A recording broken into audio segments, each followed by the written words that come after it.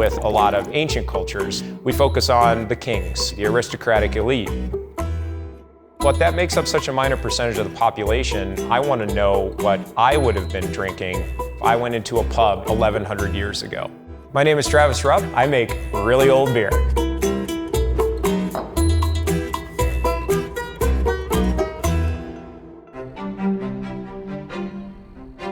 Travis no es un maestro cervecero común.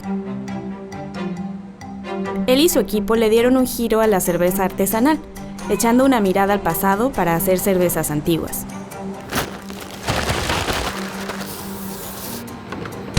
When we produced the ancient Egyptian and ancient Peruvian beer, I made them as close as I possibly could to exactly the way an ancient beer would have been produced, and they turned out quite well.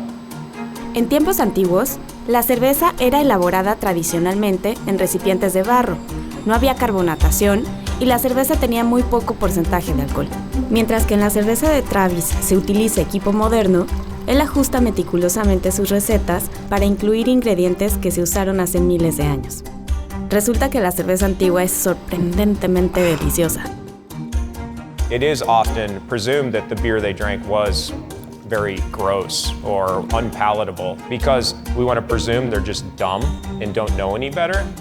The ancient Egyptian beer, it's one of my favorite beers to drink at the end of a long day of work. One of the biggest challenges really in doing beer archaeology is really defining these recipes. And brewing ancient beer on a modern system is very, very challenging. La cerveza antigua tiene algunos ingredientes inusuales, como por ejemplo levadura de cocina, bayas de enebro y artemisia. It's constantly thinking outside of the box. How do I bring in all of these elements and ingredients, but how do I still mimic the steps?